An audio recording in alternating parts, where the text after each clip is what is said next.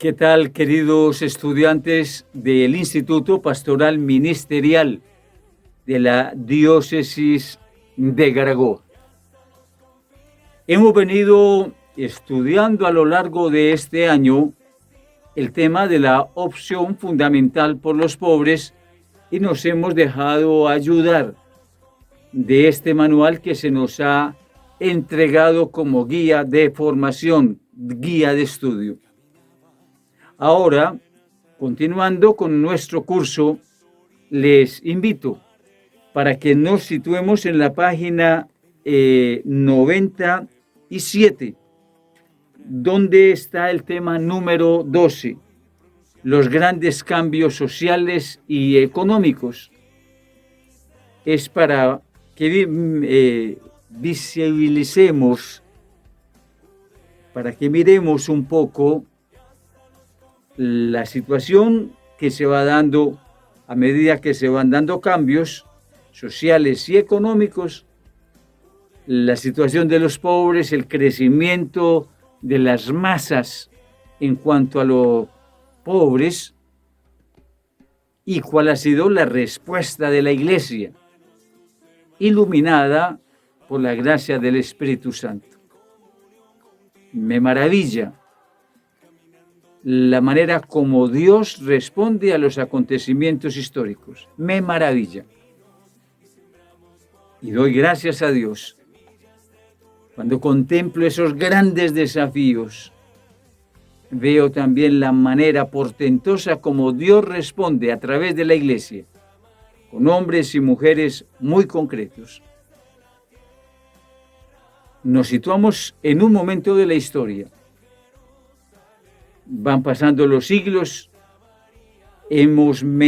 acabamos de estudiar en la lección 11, la manera como la Iglesia tiene que afrontar la modernidad y las nuevas cosas que se van dando, en un cambio profundo, incontenible, y que se presentó. La Iglesia sin miedos, sin esconderse, tiene que afrontar esa realidad. Ahora bien, pasamos a como un nuevo momento de esta modernidad,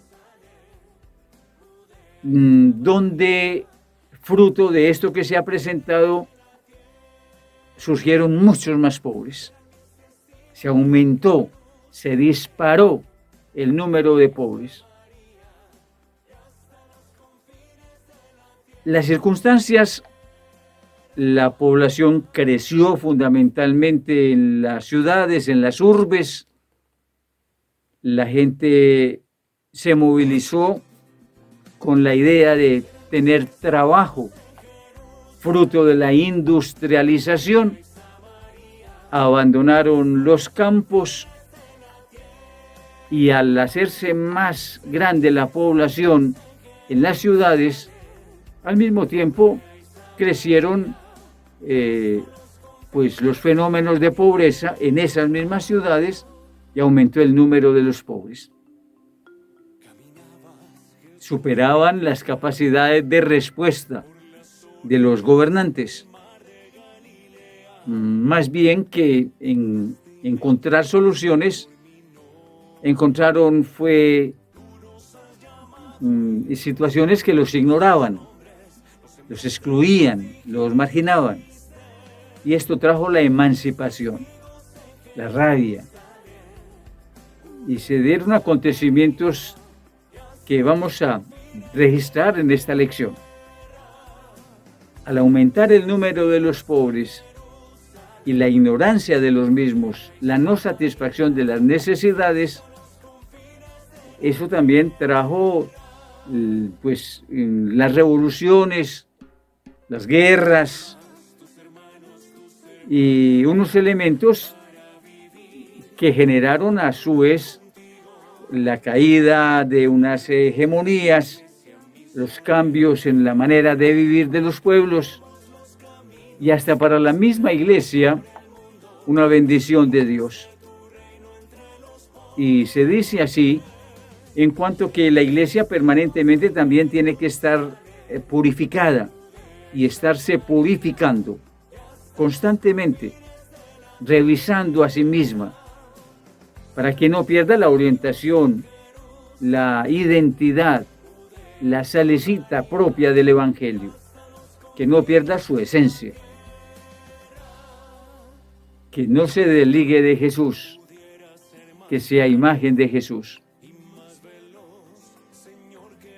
Si la iglesia es pobre porque Jesús es pobre, la iglesia tiene que permanecer pobre entre los pobres. Y había caído también en el riesgo de volverse un poder en competencia con los otros poderes.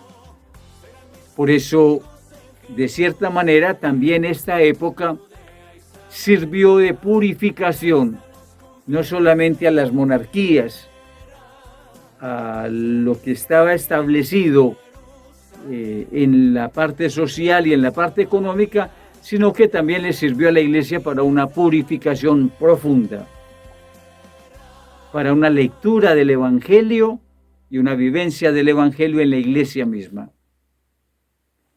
Vamos pues a leer a profundizar, a estudiar este tema número 12, los grandes cambios sociales y económicos. Vamos a encontrarnos con varios acontecimientos de la historia. En primer lugar, se ha presentado en 1789 un acontecimiento que va a ser determinante en la modernidad y en la Revolución Francesa. Cae la monarquía. El rey de Francia es sacado de palacio, juzgado por el pueblo, y el pueblo se toma el poder. Imagínense ustedes, algo inimaginable. Esto es un cambio profundo y radical.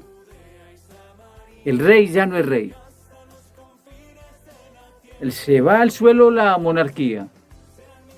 Ahora es el pueblo el que entra a manejarse. Y entonces va a surgir la república. Y van a nombrar entonces a unos representantes del pueblo para que manejen las cosas públicas. Y esto no solamente pasa en Francia, esto empieza a volverse entonces generacional.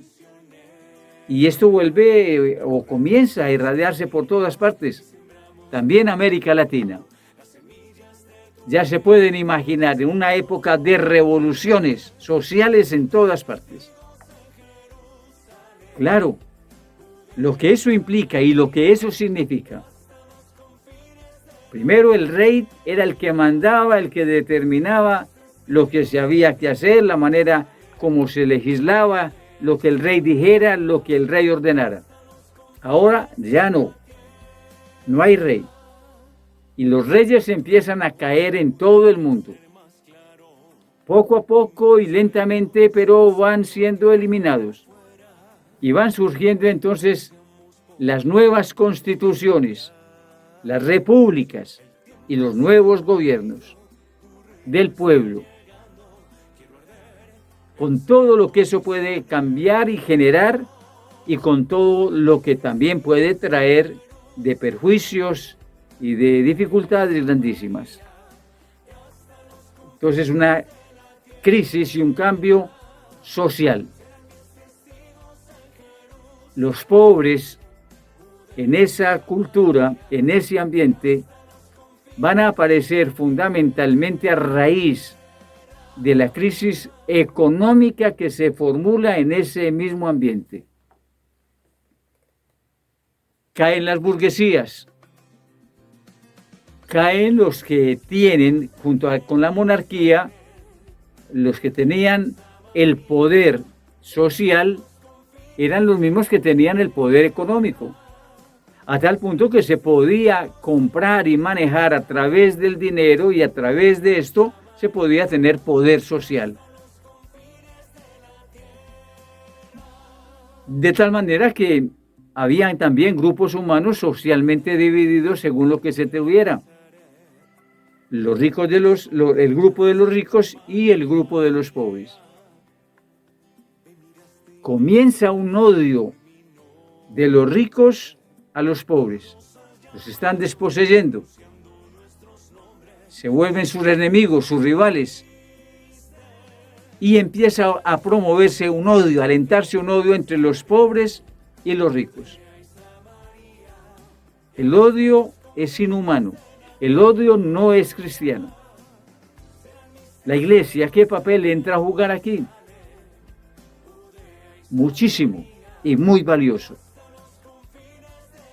Porque el odio entre los ricos y los pobres y entre los pobres y los ricos no hace parte de la doctrina social de la iglesia. Por lo tanto, la iglesia, sin abandonar a los pobres, porque al darse el cambio tampoco mermaron los pobres. Cambió la estructura social, cambió la estructura económica, pero no el tema de los pobres. La iglesia sigue asistiendo a los pobres con educación, con la salud, con los alimentos, con el vestido, huérfanos, viudas, todo lo que deja la guerra.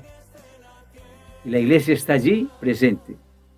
Y la iglesia se va a convertir en una defensora de los derechos humanos. Defensora de los derechos humanos. La iglesia siempre acompaña a los pobres. Les invito y les animo, hermanas y hermanos muy queridos, a estudiar este tema número 12 con la máxima seriedad que podamos, que lo amerita realmente, vale la pena. El Señor los ayude, los bendiga y los ilumine. Amén.